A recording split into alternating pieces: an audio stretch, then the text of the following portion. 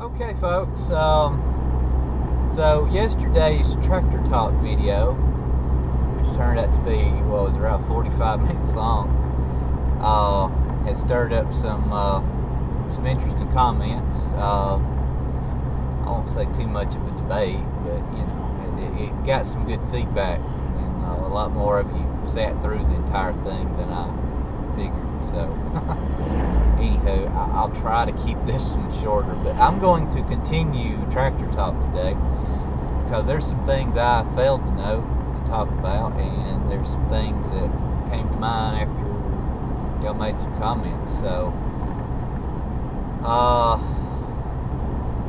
anyway, one of the things I failed to talk about, referring to the Massey 4700, or well, let me just say the global lineup. Now I don't know if the entire global lineup is going to be produced in China. I'm thinking that's the case, but I'm not 100%. But nevertheless, the Massey Ferguson rep threw that out there that they're going to be produced in China. Now, that seems that's the flag y'all all threw up the most, seems to be. Even some comments I've got through Facebook, or messages anyway, regarding the China deal. I guess it's long been known now, and I'm not going to try to defend it, but it's long been known. I mean, a lot of our stuff comes from China. I mean, it is what it is. And I agree 100% with y'all. You know, if we could keep that manufacturing here and keep that money here, that would be great. Of course, the sad thing is, even stuff that's assembled here don't necessarily mean the parts that make up that assembly are produced here. So I don't know. It's become a fairly global market. I understand that, but and I'm not saying I'm proud of the fact that they're going to be building these tractors in China either. I know they invested a lot of money in that facility, and the AGCO representatives, told me that those are they're not, it's not contracted labor, so it's not like a company in the U.S. or another country is contracting out another company in China to do the work of putting these tractors together. It's a AGCO owned company. They're AGCO employees, and there's AGCO people there from around the world overseeing the manufacturing of these tractors to make sure they meet their quality standards. So they're doing their due diligence to produce the tractors in China, and they be still the quality we expect, hopefully. I guess, as a lot of you have noted, that's yet to be determined, so we shall see, I guess. But on that note, with anything, I mean, it's also sad that even though there are items that are manufactured here in the States, it's sad that we've got to a point now where the competitor's product that may be built in China is actually better quality than the product that's built here. So it's kind of different ways of looking at that, and I don't know exactly how to take it. So I don't know why we've gotten to that point, but we have. And, well, I will. I'm not going to go there. But anyway, that was one thing I meant to talk about yesterday that I didn't. And I want to bring that up. You Kubota guys, gals, folks. Oh, I got nothing against you. You like a Kubota, more power to you. I'm not a Kubota fan. I'm not going to tell anybody not to go out and buy one. You go, look at one, drive one, like it, it suits your needs, it's just fine. I don't know, every time I look at a Kubota, I'm not into it. It's just, I guess, the best way for me to put it. It's not, you know, there's some things I like on them, there's some things that I kind of don't like on them, and I don't know, when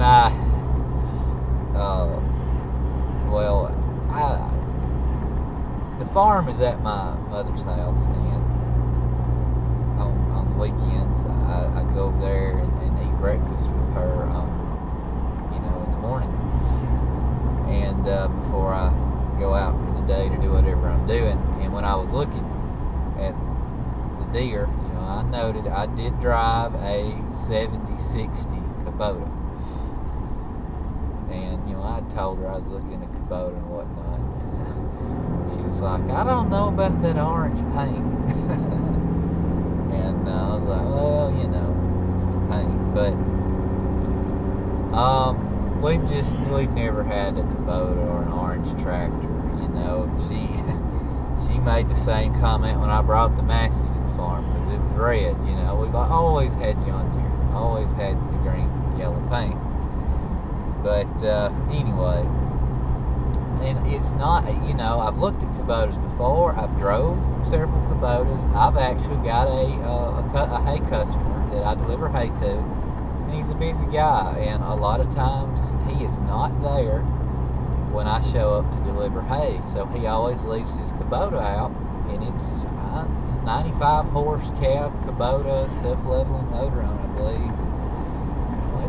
It's a good sized tractor. It's physically looks every bit as big as the Massey 5610 just about. It's got, you know, big tires and everything on it. But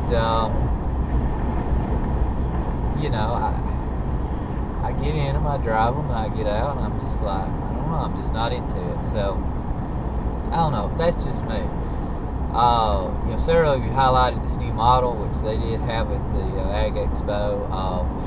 I didn't so much look at them out in the show area, but there was a couple of them in the, I think more than two, but I looked at two that were in the hayfield demo area. I specifically looked at the ones that were hooked up to the hay mowers, because they had, you know, they were hooked up to the 3-point hitch and down. You just could kind of look at how everything's hooked up, how it, you know, get a feel for, you know, what it was like for it to have an implement behind it, just to look at it. But anyway, and when I got out to the hay demos, a lot of the representatives took a lunch break. So I was just kind of free to my lonesome just to walk around and look. So that's what I did. Yeah, I don't know. If I had a Kubota planted on the farm and I had some time to use it with some implements and different things, you know, I might warm up to one. But you know, for me to just go out and say I'm going to spend my money and get one and see how I like it, I can't come to that point. So that's where I'm at on the Kubota. I have nothing against any of you guys that watch my channel that have them. You know, if it works for you and you like it, that's fine. I'm just, you know, like I said, I might think differently if I had one. But anywho,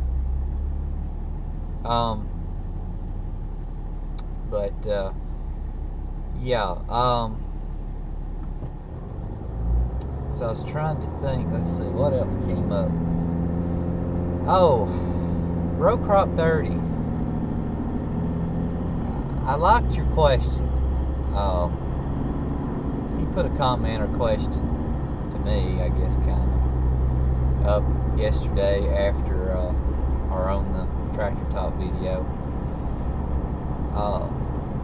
basically asks the question, and it's a very good question: which tractor do you want to be in when the warranty runs out? And that brings up several points. And I wanted to talk about that because with the emissions equipment now, and that's what I replied back to him, to a degree, it almost comes down to that, because so many of your highlighting issues and people I've talked to outside of YouTube, Facebook, whatever, that are having issues with emissions equipment. Now, I have not done an update on the Ram truck here, and it's full-blown emissions equipment. EGR, DPF, DEF, you name it, it's got it. And as y'all knew, I had an exhaust leak on this truck, just almost, right off the bat. They fixed it, and it stayed fixed until about 2 weeks ago now, I guess. So I'll do a whole nother video on that, give y'all an update on the Ram, but my exhaust leak is back. Hang on to that thought. Okay, sorry about that, had a phone call. Got my grain augers for sale, so I had a guy want to come look at one of my grain augers. But anyway, so I was talking about the emissions equipment. Yes, the exhaust leak is back on the Ram. Yes, I've talked to the dealership about it, and they're going to look at it again. So, that's 2 times I've had emissions equipment on this truck, and I'm about to hit 34,000 miles. So, and I guarantee it's the exact same. It's the exact same issue I had before. So I guarantee it's the exact same thing again. It's leaking exhaust, but we shall see. But my point there is, it's the same deal with the tractors. The 5065E I just got, yes, it's got a diesel particulate filter on it.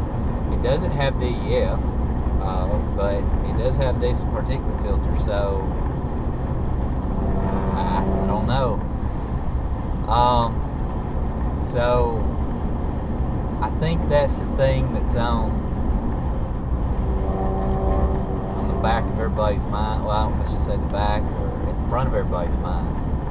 It's this emissions equipment. Now, I'm going to point this out. And I meant to talk about this yesterday. When I took that hour and a half, 2 hours to walk around and look at tractors at the show the other day, there was a lot of people leaving, but there was still some people around. And even when I was at the AGCO area in the morning, there was a lot of people coming around. As I like to do, when I stand around the background and I listen to what other people are saying, and I listen to the questions other people are asking, hands down, top questions: diesel particulate filter, and does it use DEF?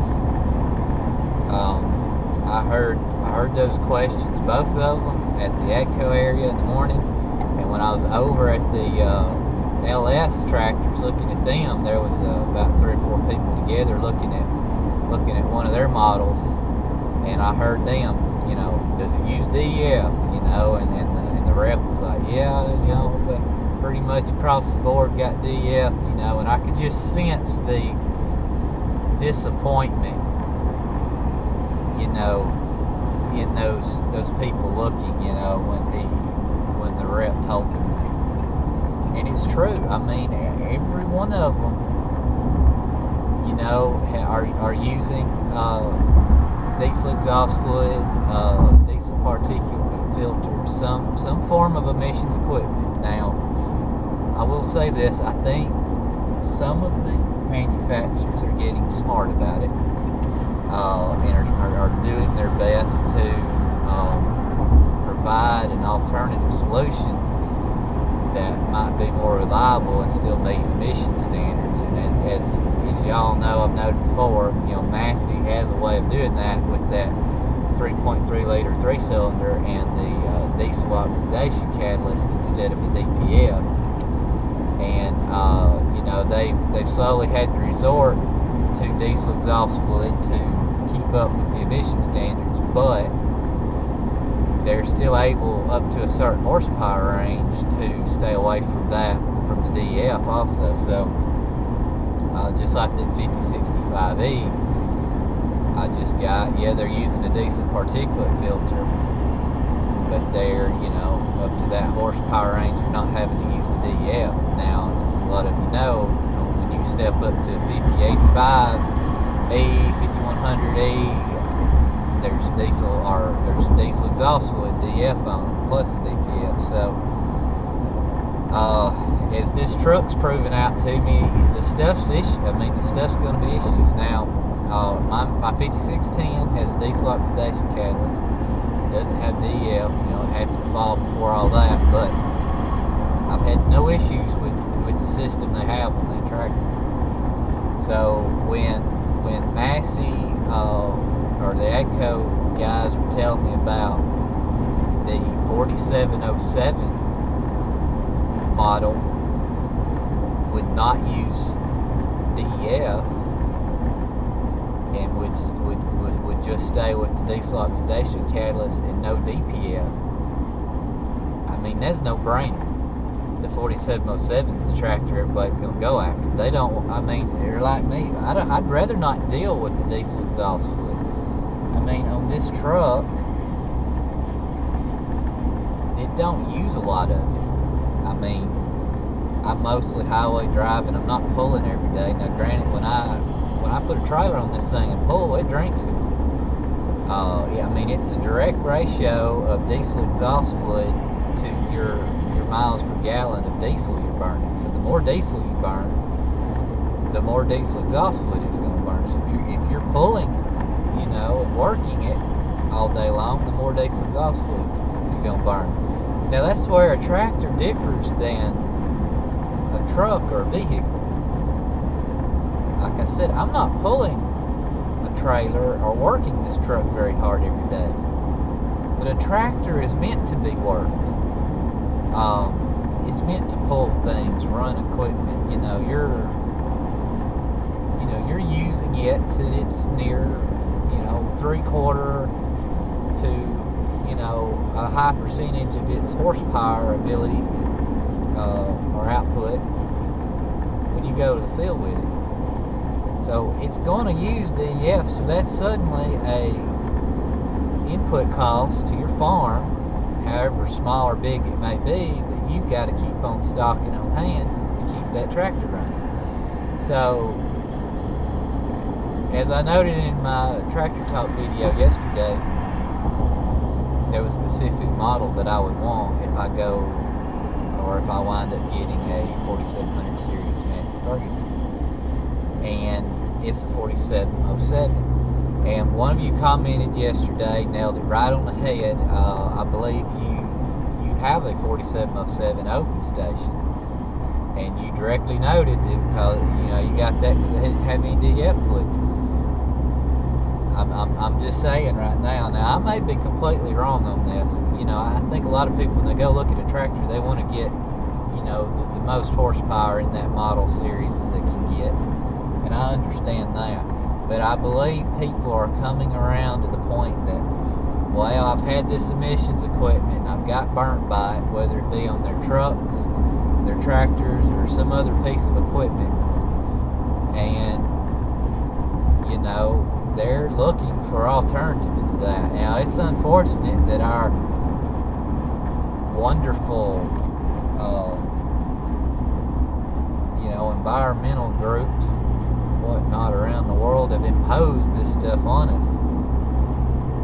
You know, I to a degree think that farm equipment should have been exempt from this stuff to a degree. But I mean, you know, when I went and looked at my 5065E in the shop when it was in pieces, when they were working on that wiring harness,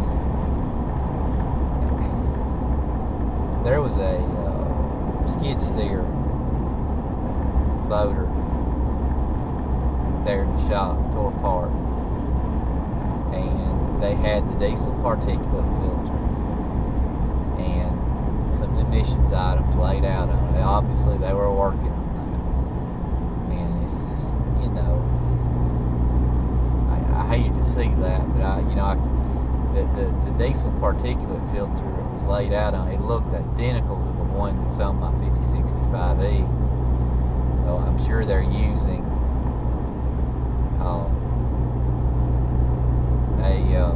a similar diesel particulate filter on several models there. But anywho,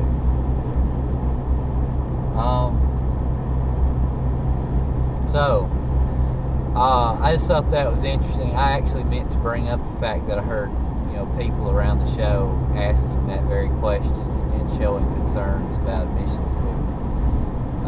And then Row Crop 30 just hit the nail on the head with that, you know, which one do you want to be when the warranty runs out? Because I think, you know, that's one of the biggest factors you could think about regarding that question,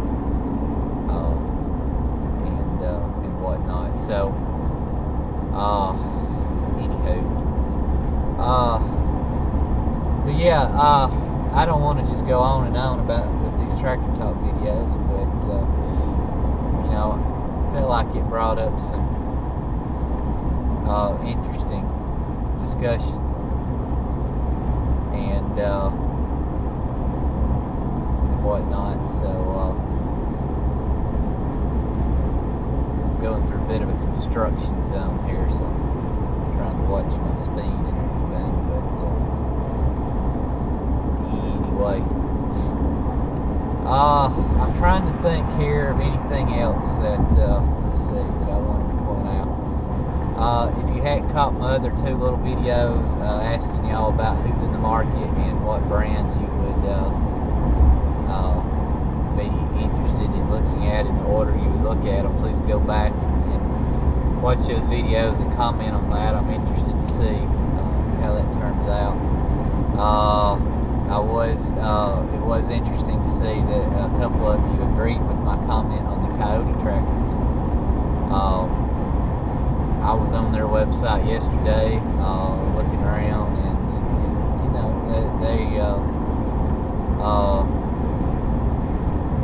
they offer a lot of tractors. I still don't know exactly what the money difference is. I noticed one of you said compared to a Deere, they were about $8,000 less for the comparable model. So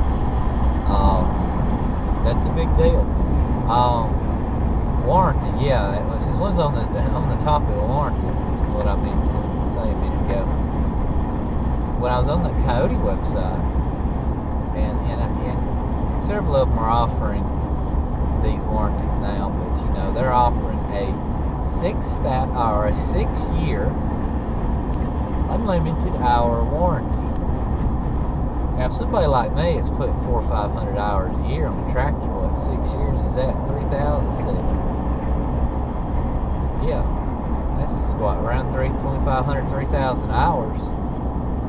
You know, if you're gonna have some little issues, maybe major issues, you're probably gonna have them by then. So a 6-year unlimited hour warranty is a big thing. So that's one thing I don't note a lot when looking at a tractor is looking at the warranty offerings. But that's something that's beginning to play in the decision. So that's something I need to start looking at and noting more often than just other things.